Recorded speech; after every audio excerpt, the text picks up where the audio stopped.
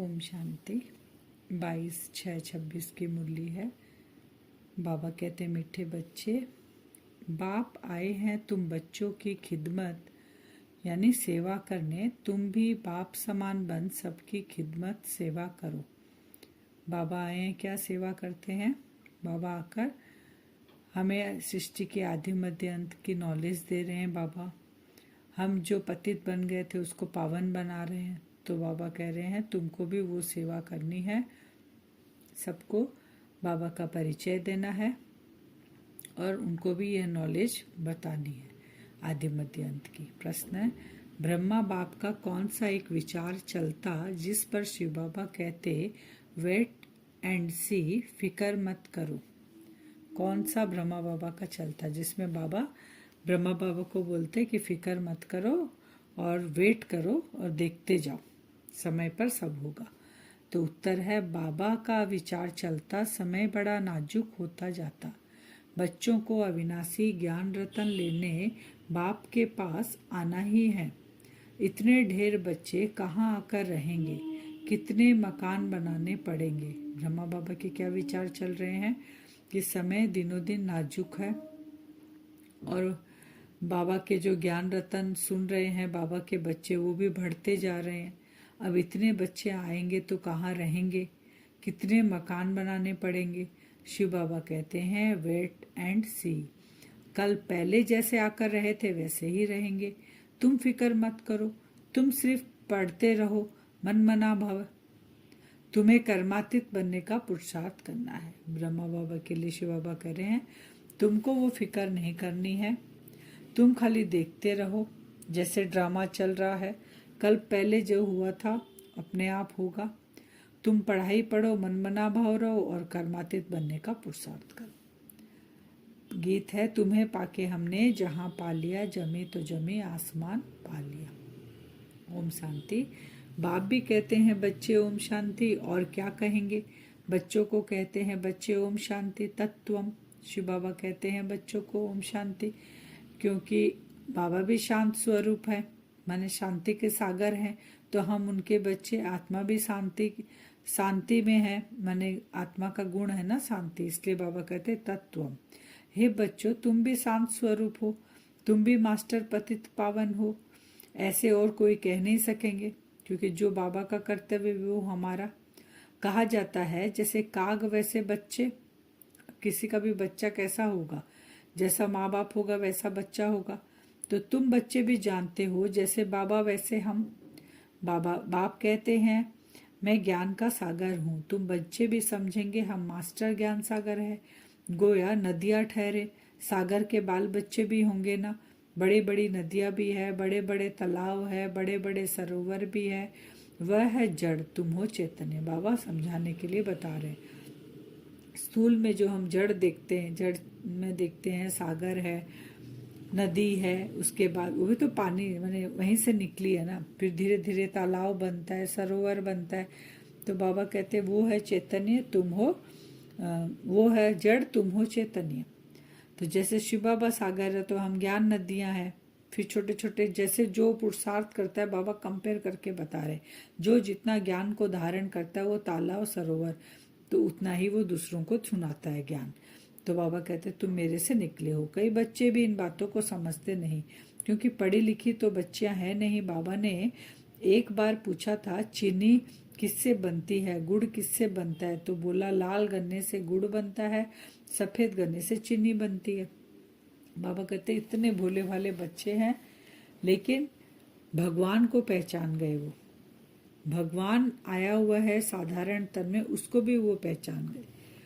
तो तुम बच्चों को उठते बैठते चलते फिरते यही ख्याल रखना है कि हम इस पतित दुनिया को पावन बनाते हैं। गीत में भी कहते हैं बाबा हम आपसे विश्व की बादशाही का वर्षा लेते हैं, यह हमसे कोई छीन नहीं सकेगा। 21 जन्म यह राजाई कायम रहेगी। बाबा कहते उठते बैठते चलते फिरते ये ख्याल तुम्हारे मन में चलते रहना चाहिए, बाबा की याद तुम्हारे मन में चलते रहनी चाहिए। हे बुलाते हैं हम जैसे हे पतित पावन आओ, तो बाबा कहते ये कोई कृष्ण को नहीं बुलाते, निराकार भगवान को बुलाते हैं। जब कहते हैं हे पतित पावन तो श्री कृष्ण बुद्धि में याद नहीं आता, परमात्मा याद आता है। बाप आकर हर एक बात समझाते हैं। बाबा कहते जब बुलाते हैं ना पतित पावन, तो पतित पावन में कोई भी देवी देवताओं का चेहरा नहीं आता, वो निराकार परमात्मा ही याद आता, लेकिन पहचानते नहीं है। अभी तुम बच्चे सम्मुख बैठे हो, यह कोई साधु संत नहीं है। कौन? ब्रह्मा के तन में शिव बाबा आए हैं। बाबा कहते हैं मैं कोई साधु संत नहीं हूँ। तुम जानते हो निराकार शिव बाबा इस ब्रह्मा तन में प्रवेश कर हमको पढ़ाते हैं। गायन भी है। परमपिता परमात्मा ब्रह्मा तन द्वारा आदि सनातन देवी देवता धर्म की स्थापना करते हैं। विनाश स्थापना के बाद ही हुआ। बाबा ने कहा विनाश होगा उसके बाद ही स्थापना होगी, लेकिन कार्य दोनों अभी चल रहा है। विनाश की भी तैयारियां चल रही है और स्थापना की भी। विनाश की तैयारियां आंखों से दिखती है, स्थापना की तैयारियां गुप्त रीति से चल रही है। तो इससे सिद्ध है कि पुरानी दुनिया में आते हैं। ब्रह्मा द्वारा स्थापना नई दुनिया की, शंकर द्वारा अनेक धर्मों का विनाश। सतयुग में एक धर्म था, अभी तो अनेक धर्म है। एक धर्म वाले देवी देवताओं के निशानी चक्र आदि है। बाबा समझा रहे हैं कि किसके द्वारा स्थापना करते हैं। ब्रह्मा द्वारा स्थापना करते हैं, शंकर द्वारा जो इतने धर्म हो गए उसका विनाश करते हैं। बाबा कहते हैं कि एक धर्म वाले जो होते हैं देवी देवता, उनकी निशानी चक्र दिखाते हैं। इन लक्ष्मी नारायण को कहते ही हैं विश्व का मालिक। चक्र क्यों दिखाते हैं?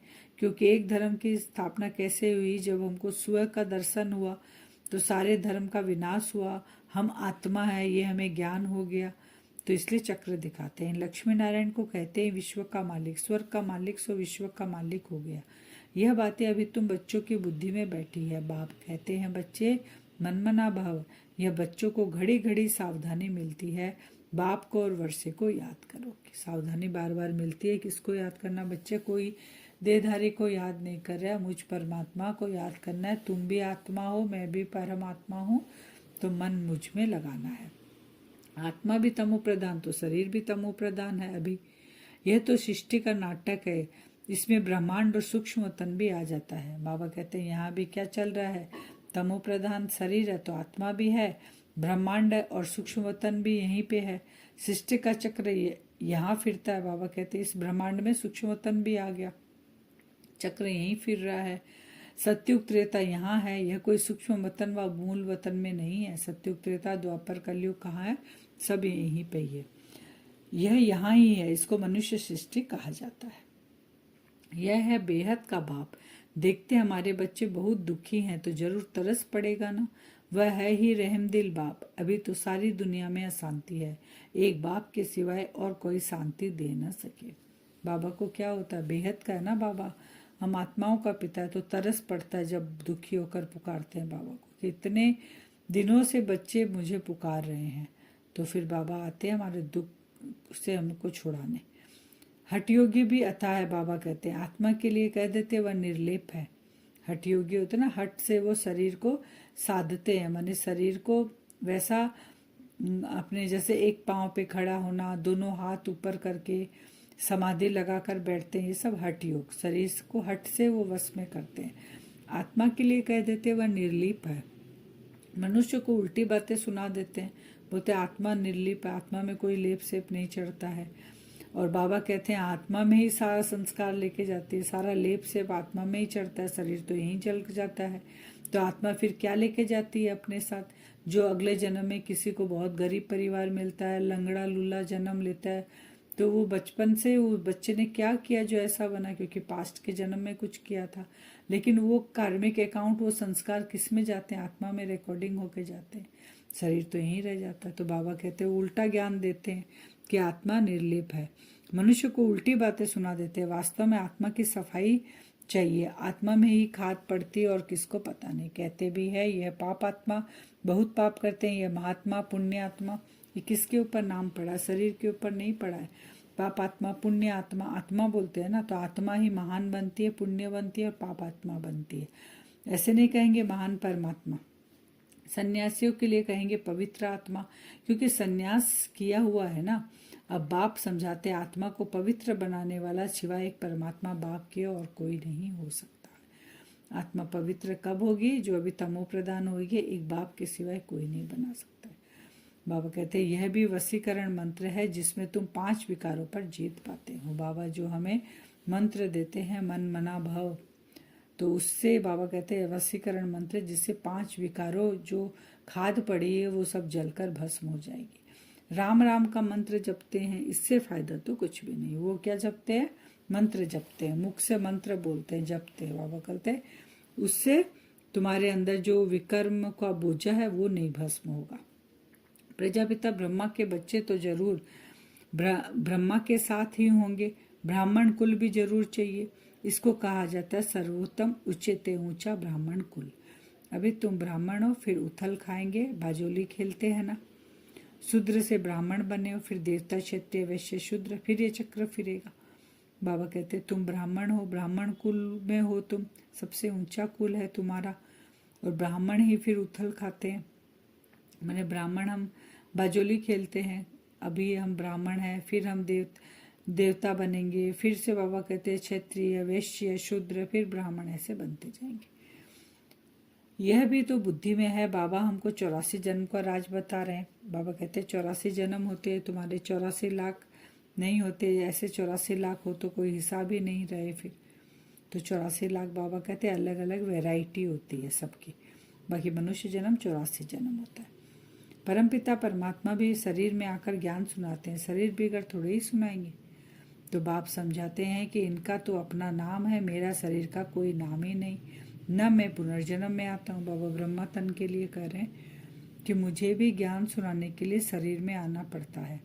सोचिए जब भगवान को ही शरीर में आकर ज्ञान सुनाना पड़ता है, वो निराकार है, पुनर्जन्म रहित है, फिर भी उसको शरीर का आधार लेना पड़ता है, तो आत्मा को मोक्ष कैसे मिल सकता है? वो बिंदु बनकर कैसे शांति धाम में रह सकती है? तो बाबा कहते हैं मेरा तो शरीर नहीं है, जिस शरीर में मैं आता हूँ उसका पुनर्जन्म है, इनमें मैं प्रवेश करता हूँ। इनको भी मालूम नहीं पड़ता है, कोई तिथि तारीख नहीं है। हाँ, मैं कल्प के अंत अर्थात रात में आता हूँ, अभी रात है ना। बाबा कहते मैं कब आता हूँ? जब कल्प का अंत यानी घोर कलयुगी रात्रि के बाद जब नई दुनिया आने वाली रहती है, तब बीच का जो थोड़ा सा समय है उसमें मैं आता हूँ। श्री कृष्ण को भी पूछते हैं, बाबा कहते हैं उनका रात्रि को जन्म दिखाते हैं, किस समय कितने मिनट आदि सारा निकालते हैं, लेकिन बाबा का नहीं जानते। बाबा कहते हैं मैं तो हूँ ही निराकार, जैसे और मनुष्य जन्म लेते वैसे मेरा जन्म थोड़े ही होता है। मेरा तो दिव्य अलौकिक जन्म है, मैं इनमें प्रवेश करता हूँ फिर चला जाता हूँ। बैल पर सारा दिन सवारी थोड़े ही करते हैं। मुझे जिस समय बच्चे याद करते हैं मैं हाजिर हूँ। बाप आकर बच्चों से मिलते हैं, गुड मॉर्निंग करते हैं, जैसे मनुष्य एक दोस्त में मिलते हैं, राम राम नमस्ते कहते हैं। बाबा कहते हैं ऐसे मैं आता हूँ इनके शरीर में आकर, मेरा ना जन्म तिथि तारीख कुछ नहीं है, मैं आकर अवतरित होता हूँ, प्रवेश करता हूँ। तुम बच्चों को बाबा कहते हैं ये ख्याल में रखना है कि अभी हमको कर्मातीत अवस्था में जाना है। हमारा अटेंशन किस पे रहे कि हमको कर्मातीत अवस्था में जाना है, सत्व प्रधान बनना है। बाबा कहते याद से ही तुम पावन बनेंगे। बाबा बात तो बहुत सहज बताते हैं, अति सहज है, सिर्फ बाबा को याद करना है। देखो गाय के बच्चे को जब माँ याद आती है तो चिल्लाता है ना, वह तो है जानवर। तुम बच्चों ने भी रड़ियाँ मारी है ना, आगे चल बहुत चिल्लाएंगे, बहुत याद करेंगे। तुम बच्चे तो अब जानते हो कि बाबा आया हुआ है, विनाश तो होना ही है, नेचुरल कैलेमिटीज आनी है। बाबा बता रहे हैं कि जब बच्चे को तकलीफ होता है तो वो माँ बाप को ही चिल्लाकर बुलाते हैं, जैसे जानवर के बच्चे बुलाते हैं। तो तुम बच्चे भी जब दुखी हुए तो अपने पिता को पुकार पुकार कर चिल्ला कर बुला रहे थे। बाबा कहते और भी ज़्यादा चिल्लाएंगे लास्ट में। मैं आ चुका हूँ लेकिन मुझे पहचानते नहीं है। कब चिल्लाएंगे? जब चारों तरफ बीमारियाँ फैलेगी, नेचुरल कैलेमिटीज़ आ जाएगी, आपस में झगड़ा करेंगे, तो कितना खर्चा कर बाबा कहते हैं बॉम्ब्स बनाते हैं, इतना पैसा जाता है इसमें, खर्चा तो होता है ना, इतना खर्चा कहाँ से लाए? डरते भी हैं मौत से, फिर बॉम्ब्स बनाना तो बंद नहीं करते।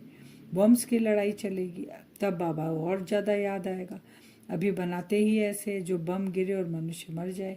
चीज़ बनाने में पहले टाइम लगता है, फिर तो मिनट मोटर। बाबा कहते कोई भी चीज़ इन्वेंशन करने के लिए नया जब स्टार्ट करते हैं तो टाइम लगता है, फिर तो वो प्रैक्टिस में आ जाता है तो फटाफट हो जाता है। तो तुम बच्चे जानते हो इस पुरानी सृष्टि का विनाश होना है, अब बेहद के बाप से वर्षा लेना है। हमारा काम अभी क्या है, कुछ भी हो जाए, कितने भी आफतें आ जाए, बाबा का हाथ नहीं छोड़ना है, श्रीमत को नहीं छोड़ना है और बाबा को याद करना है। बाबा कहते हैं गीता है तुम भारतवासियों का, देवी देवता धर्म का शास्त्र है, बाकी तो छोटे छोटे हैं, उनको कोई गायन नहीं। ब्राह्मण धर्म है सबसे ऊंच, ब्राह्मणों का काम है कथा सुनना। तुम कह सकते हो हम ब्रह्मा कुमार कुमारियां ब्रह्मा के बच्चे हैं, हमको डाडे से वर्षा मिलता है। आज का वरदान है अंतर स्वरूप में स्थित रहे अपने व बाप के गुप्त रूप को प्रत्यक्ष करने वाले सच्चे स्नेही भव। कौन से स्वरूप में? अतीन्द्रिय सुख, अंतर्मुख में।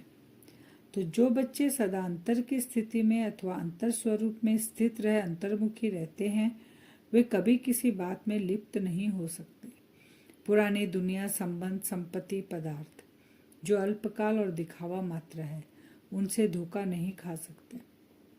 अंतर स्वरूप की स्थिति में रहने से स्वयं का शक्ति स्वरूप जो गुप्त है वह प्रत्यक्ष हो जाता है और इसी स्वरूप से बाप की प्रत्यक्षता होती है। तो ऐसा श्रेष्ठ कर्तव्य करने वाले ही सच्चे स्नेही हैं। स्लोगन है निश्चय और जन्म सिद्ध अधिकार की सान में रहो तो परेशान नहीं होंगे। परेशान कब नहीं होंगे? जब निश्चय होगा और बाबा में और बाबा से, बाबा के पास जो वो मेरा जन्म सिद्ध अधिकार है, उस सान में रहेंगे तो परेशान नहीं होंगे।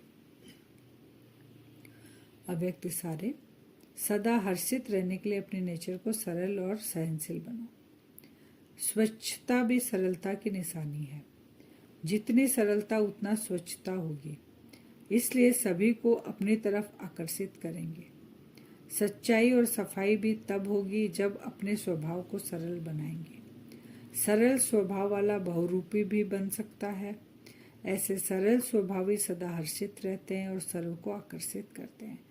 सरल स्वभाव वाले हर्षित रहेंगे, सर्व को आकर्षित करेंगे, क्योंकि सरल स्वभाव वाले सच्चाई और सफाई भी उनके अंदर रहती है, उसका स्वभाव सरल होने के कारण। वरदान से हम योग करेंगे। अपने आप को देखेंगे भ्रकुटी सिंहासन पर। आत्मा का पाठ हमें पक्का करना है ना, तो सारा दिन में बीच बीच में बैठकर भ्रकुटी में बाबा अपने आत्मा को विजुअलाइज जरूर करें। तो आज का वरदान से करेंगे। भ्रकुटी सिंहासन पर आत्मा बैठी है। हमारे पास दो संसार है, हमें ये नॉलेज मिल गई। एक बाहर दुनिया का संसार है, जो ये शरीर का, देह के सब संबंध है, पदार्थ है, वैभव है, वस्तु है, ये सब देह के हैं। लेकिन अब बाबा ने हमें यह नॉलेज दी है कि हमारे अंदर भी एक संसार है। जब हम वो अंदर के संसार में डीपली जाएंगे, देखें भ्रकुटी सिंहासन पर आत्मा बैठी है। अभी हम अंतर्मुखी की गुफा में जाएंगे धीरे धीरे। बाबा परम धाम से, बाबा से एक सफेद रंग की चमचमाती हुई किरणें नीचे की ओर मुझ आत्मा के ऊपर पड़ रही है। बिंदु स्वरूप में आत्मा भ्रकुटी में विराजमान हूँ। बाबा से सफेद रंग की किरणें आत्मा के ऊपर पड़ रही है। विजुअलाइज करते रहें। धीरे धीरे मन और बुद्धि को इस बाहरी दुनिया से हटाकर, इस देह की दुनिया से हटाकर अंतर्मुख की गुफा में मन और बुद्धि को लेकर जाएं। विजुअलाइज करें अंदर मैं आत्मा चमक रही हूँ। बाबा से सफेद रंग की लाइट मुझ आत्मा पर पड़ रही है।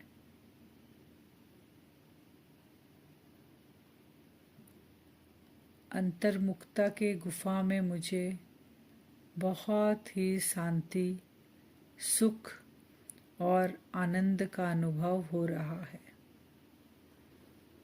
धीरे धीरे मेरे सारे दिव्य संस्कार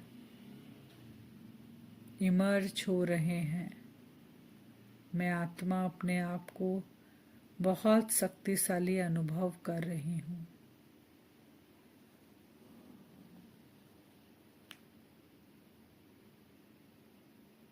विजुअलाइज करते रहें बाबा की किरणें मुझ आत्मा के अंदर। मन और बुद्धि में मेरे सारे दिव्य संस्कार इमर्ज हो रहे हैं। मैं आत्मा बहुत शक्तिशाली अनुभव कर रही हूँ। मुझसे वो वाइब्रेशन निकल रहा है। मेरे आस पास सबके पास पहुंच रहा है वो वाइब्रेशन। सभी आत्माएं धीरे धीरे एक चुंबक की तरह, जैसे चुंबक का खिंचाव होता है वैसे खिंची हुई चली आ रही है। उस वाइब्रेशन को अनुभव कर रही हैं आत्माएं।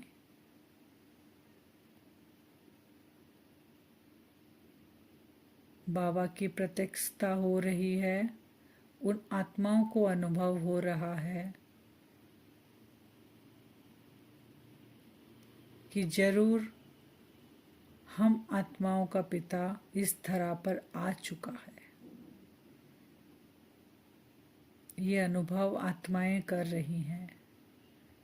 बाबा के उस प्यार का अनुभव कर रही हैं, उस शक्ति का अनुभव कर रही हैं। आत्मा के जो 7 गुण हैं वो उनको टच हो रहा है।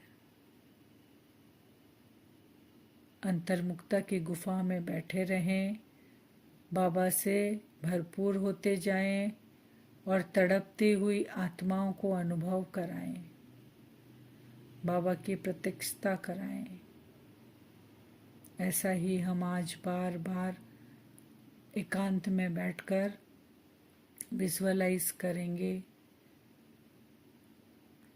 खुद के संस्कारों को इमर्ज करेंगे और आत्माओं को अनुभव कराएंगे। ओम शांति।